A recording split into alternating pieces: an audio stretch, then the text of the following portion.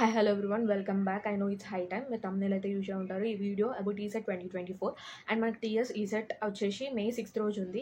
AP set మే 8th రోజు ఉంది. మనకు అప్రాక్సిమేట్గా 20 days ఉంది. ఈ 20 daysలో మన మెయిన్ టార్గెట్ ఏంటంటే 1K బిలో ఇంటిగ్రేటర్ రావాలి. అయితే మనకు ఫీ రియంబర్స్మెంట్ వస్తుంది. మన మెయిన్ టార్గెట్ ఫీ రియంబర్స్మెంట్, దానికి 1K బిలో రావాలి. ఈ 20 daysని ఎలా ఎఫిషియెంట్గా యూజ్ చేసుకుంటే 1K బిలో వస్తుందో నేను చెప్తా. లైక్ ఈ 20 daysలో మీరు మెయిన్ ఫోకస్ అయితే ఇంజనీరింగ్ మ్యాథ్స్కి ఇవ్వాలి. అండ్ మెయిన్ స్కోరింగ్ ఏంటంటే కెమిస్ట్రీని వదలకండి. మ్యాథ్స్, ఇంజనీరింగ్ కూడా స్కోరింగ్. మీరు ఇంజనీరింగ్లో పర్ఫెక్ట్ ఉంటే 2 years మనం ఇంజనీరింగే చదివి ఉంటాం కాబట్టి ఇంజనీరింగ్ అస్సలు నెగ్లెక్ట్ చేయకండి. అండ్ మ్యాథ్స్ విషయానికి వస్తే ఫస్ట్ మ్యాట్రిక్సెస్ మనకు 4 to 5 అప్రాక్స్గా మార్క్స్ వస్తాయి. 4 to 5 మార్క్స్. ఇందులో మనం డిటర్మినెంట్, అడ్జాయింట్, ట్రేస్, ఇవి బేసిక్స్, ట్రాన్స్పోజ్ ఇవన్నీ చూసుకోండి.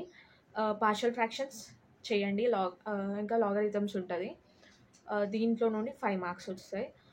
ట్రిగ్నోమెట్రీ ఫార్ములాస్ అయితే పర్ఫెక్ట్గా నేర్చుకోండి. ట్రిగ్నోమెట్రీ ఫార్ములాస్ అవి ఇంపార్టెంట్. దాని నుంచి మీరు డిఫరెన్షియేషన్, ఇంటిగ్రేషన్ కూడా చేయొచ్చు. ఆ ఫార్ములాస్ బేస్డ్ డిఫరెన్షియేషన్, ఇంటిగ్రేషన్ ఉంటాయి కాబట్టి మీకు ఈజీగా అయిపోద్ది. ట్రిగ్నోమెట్రీ అయితే పర్ఫెక్ట్గా ప్రిపేర్ కండి. డిఫరెన్షియేషన్, ఇంటిగ్రేషన్లో ఫార్ములాస్ చూసుకోండి. ఇంకా ల్యాప్లస్లో కూడా ఫార్ములాస్ ఉంటాయి. ఆ ఫార్ములాస్ ఇంకా ప్రీవియస్ ఇయర్ బిట్స్ చూసుకోండి. ప్రీవియస్ ఇయర్ బిట్స్ మీరు ఒక 4-5 years బిట్స్ చూసుకుంటే మోస్ట్ రిపీటింగ్ ఉంటాయి. ఇంకా ఒక టాపిక్ మీద పక్కా క్వశ్చన్ అయితే వస్తూ ఉంటుంది. ఆ మోస్ట్ రిపీటెడ్ టాపిక్ ఉంటుంది. అదైతే స్కిప్ చేయకుండా పక్కా ప్రిపేర్ కండి. ఇంకా మీరు మ్యాథ్స్లో అయితే 4-year సిరీస్ కూడా చూసుకోండి. అది కూడా చాలా ఇంపార్టెంట్. మనకి బీటెక్లో కూడా దాని రిలేటెడ్ ఉంటుంది కాబట్టి మనం ఇప్పుడు చూసుకుంటే బెటర్. ఇంకా మ్యాథ్స్ అయిపోయింది. లైక్ మ్యాథ్స్లో మీరు అప్రాక్స్ ఒక 30 marks అట్లా స్కోర్ చేసిన you can get below 1K. ఇంకా మనము కెమిస్ట్రీ పార్ట్కి వస్తే కెమిస్ట్రీ ఈజ్ ఈజీ అంటారు అందరూ. బట్ కెమిస్ట్రీలో మనకు థియరీ చాలా ఉంటుంది.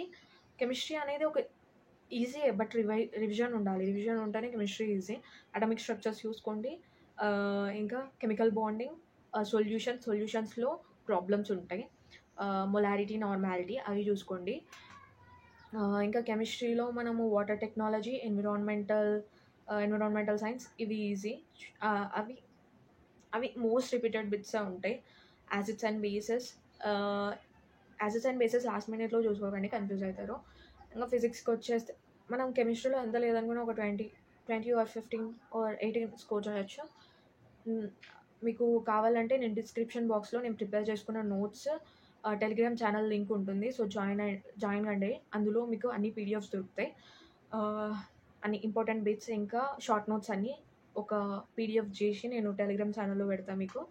అండ్ ఫిజిక్స్ పార్ట్కి వచ్చేస్తే ఫిజిక్స్ మనం మ్యాథ్స్ ఎక్కువ ఉంటుంది కాబట్టి అందరు భయపడతారు. ప్రాబ్లమ్స్ మీరు సర్టెన్ రిపీటింగ్ ప్రాబ్లమ్సే చూసుకోండి. ఇప్పుడు డెప్త్గా ప్రాబ్లమ్స్కి వెళ్ళేసి మిగతా అన్నీ వేస్ట్ చేసుకోకండి. అందులో థియరీ చాప్టర్స్ కూడా ఉంటాయి. ఫిజిక్స్లో సౌండ్ ఇంకా వర్క్, పవర్, ఎనర్జీ ఇలాంటివి చూసుకోండి.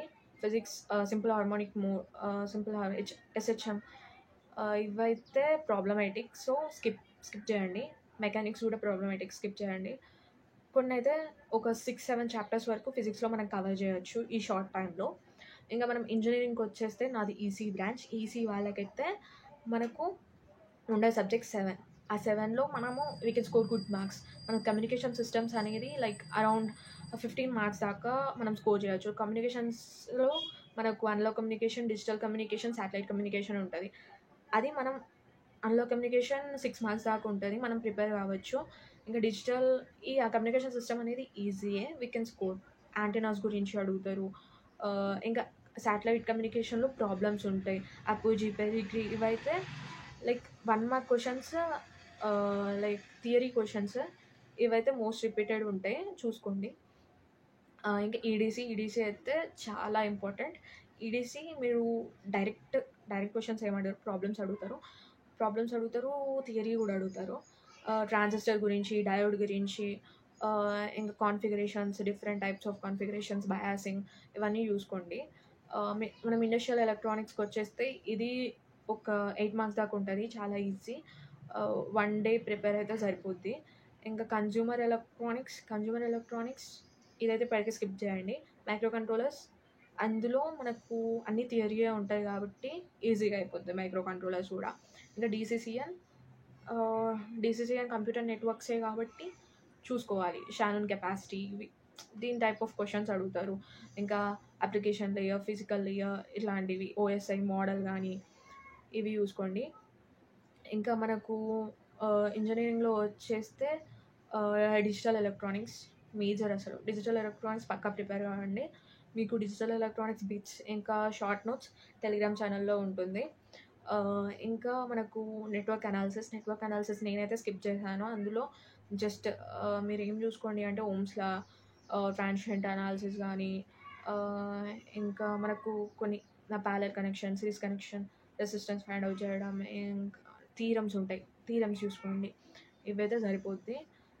మనకు 1K బిలో రావాలంటే 100 above or 105 above. Safe score is 110 above తెచ్చుకోండి. 110 అబోవ్ తెచ్చుకుంటే పోయినసారి వాళ్ళకి కట్ ఆఫ్ అయితే 110 అబోవ్ ఉంటే పక్కా 1K ఇంటిగ్రేటెడ్ ఉంది.